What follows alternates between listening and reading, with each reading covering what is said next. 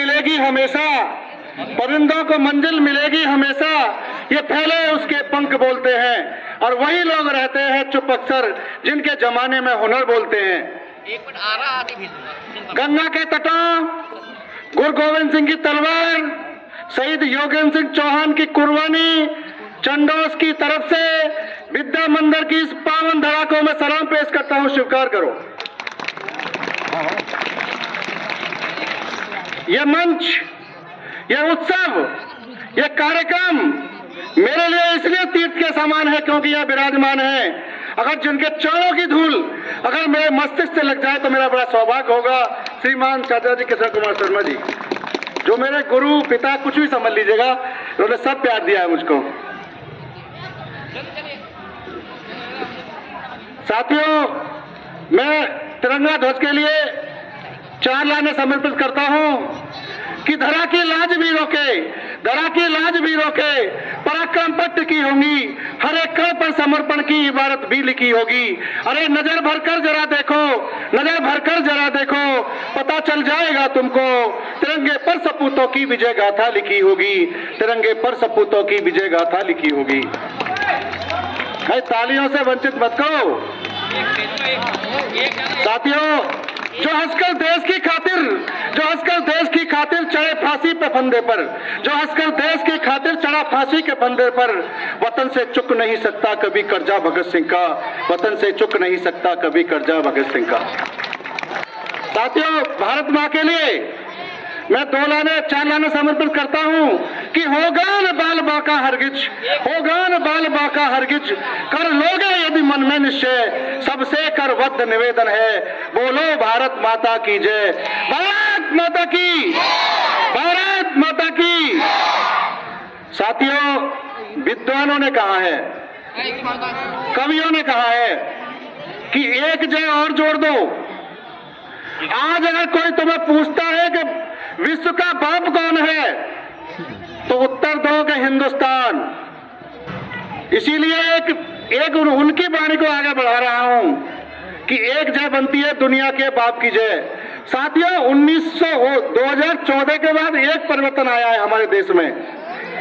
मैं बता दें ऐसा कविता के माध्यम से कि हमने डर को, हमने वक्त बदलना सीखा, हमने वक्त बदलना सीखा, डरते डरते जीने का, और दुनिया को एहसास कराया 56 इंची सीने का, दुनिया को एहसास कराया 56 इंची सीने का। साथियों, जब दुनिया का बाप के कोई प्रश्न भी आए तो कहना है कि दुनिया का बाप हिंदुस्तान है। इसलिए दुनिया के बाप की जय बोलो कि हिंदुस्तान के लिए जय जय हो गई। इसलिए मेरे साथ देना कि दुनिया के बाप की, दुनिया के बाप की, दुनिया का बाप का मतलब है कि हिंदुस्तान। साथियों, एक रोग से हमारा समाज ग्रसित हो चुका है, जिसे हम कहते हैं पश्चिमी सभ्यता।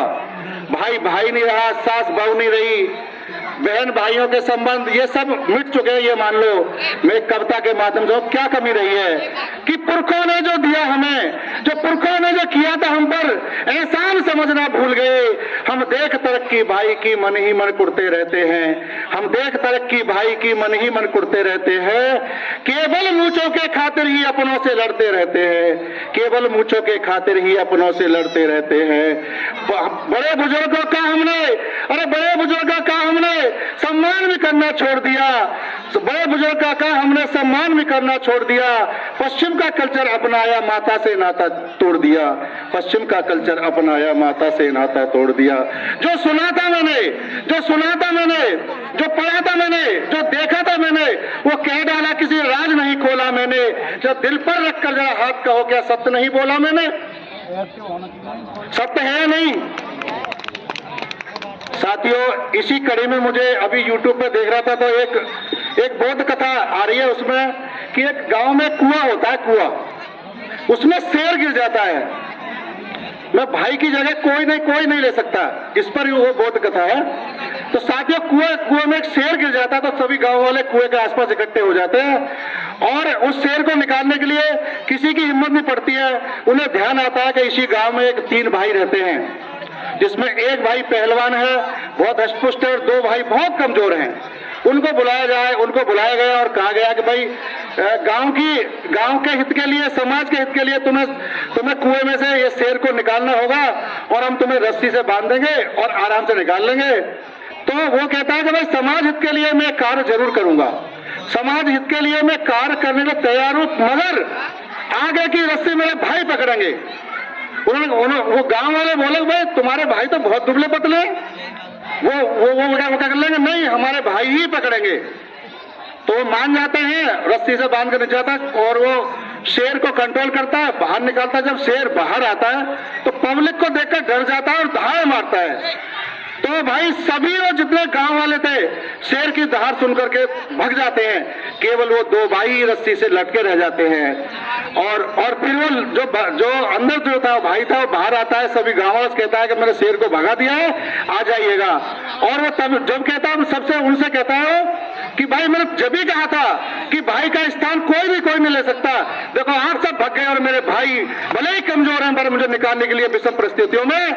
इसलिए मैं आपसे रिक्वेस्ट करता हूं साथियों कि भाई चाहे किसी भी विषम परिस्थितियों में हो तो कम से कम उसका उपहास मत करना, उसके मजाक मत उड़ाना, ये मेरी आपसे रिक्वेस्ट है साथियों। इसीलिए मैं कहता हूं कि कथानक व्याकरण समझे तो सुरभित छंद हो जाए, भारत वर्ष में फिर से सुखद मकरंद हो जाए। मेरे दाता मेरे ईश्वर ये सुख मांगता तुमसे, मेरे दाता मेरे ईश्वर ये सुख मांगता तुमसे। युवा पीढ़ी संभल करके विवेकानंद हो जाए, युवा पीढ़ी संभल करके विवेकानंद हो जाए। क्या ये तालियों का नहीं था?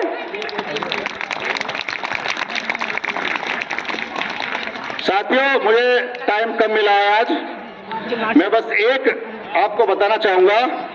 कोई 15-20 साल पहले की बात है और आपको भी विदित होगा कि पाकिस्तान हमारे 2 सैनिकों के सर काटकर पाकिस्तान ले गया था।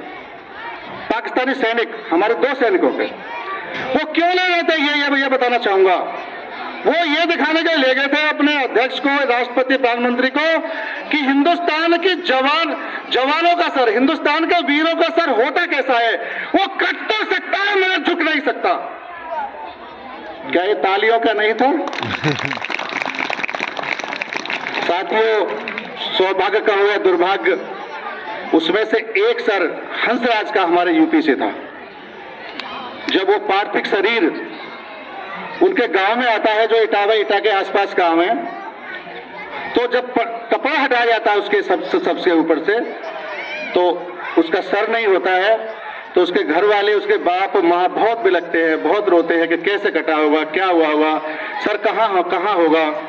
तो साथियों उसकी पत्नी भी विलाप करती है, तो उसकी बहन आ जाती है। साथियों बहन अपनी भाभी को समझाती है, जो कैसे समझाती है, अगर आपके दिल पर छप जाए, अगर आपके दिल पर छप जाए तो इतनी तालियां देना कि इस तालियों की आवाज सड़क तक पहुंच जाए। वो कैसे समझाती है अपनी भाभी को कि भाभी हमारा भैया तो जन्म से भुलक्कड़ था, हमारा भाई तो भुलक्कड़ था, कहीं अपना सर भूल आया होगा। क्या समझाती है कि दादी का दुल्हार भूला, कि दादी का दुल्हार भूला, बाबुल का प्यार भूला, कि दादी का दुलार भूला, बाबुल का प्यार भूला, मोतियों की माला मेरी आज तक न लाया है, कि होली के रंग भूला, कि होली के रंग भूला, दीपों का उमंग भूला, राखी का त्योहार बार बार बिसराया है, कि भाभी मेरा भैया तो जन्म से भुलक्कड़ था, उसी आदत को दोहराया है। अभी आगे की लाइन आपसे तालियां इतनी मांगती है बहुत कि भाभी मेरा भैया तो जन्म से भुलक्कड़ था, उसी आदत को दोहराया है। और जाते वक्त माँ का आशीष लेना भूल गया, और जाते वक्त माँ का आशीष लेना भूल गया, और आते वक्त रणथण में शीश भूल आया है, कि आते वक्त रणथण में शीश भूल आया है। बस अब वाणी को अपने को विराम देता हूं और बस एक चीज कहना चाहूंगा। हाई स्कूल इंटर के जो विद्यालय उनके बोर्ड के पेपर आने वाले हैं, शायद फरवरी में, चलो फरवरी में है। तो मैं कहना चाहूंगा कि अपने माइंड पे प्रेशर न ले, डिप्रेशन में न जाए, प्रेशर न ले, ऐसे माने जैसे नॉर्मल हमारे होम एग्जाम हो रहे हैं। ये मेरी आपसे प्रार्थना है। और अपने लिए कहना चाहूंगा कि जो दुनिया को दिखाई दे उसे कहते हैं खामोशी, जो दुनिया को दिखाई दे उसे कहते हैं खामोशी, और जो आंखों को दिखाई दे उसे तूफान कहते हैं। साथियों, आपके साथ बैठने से मुझे बहुत बड़ा फायदा हुआ है, बहुत बड़ा मुझे लाभ हुआ है कि जो दुनिया को दिखाई दे उसे कहते हैं खामोशी, और जो आंखों को दिखाई दे उसे तूफान कहते हैं।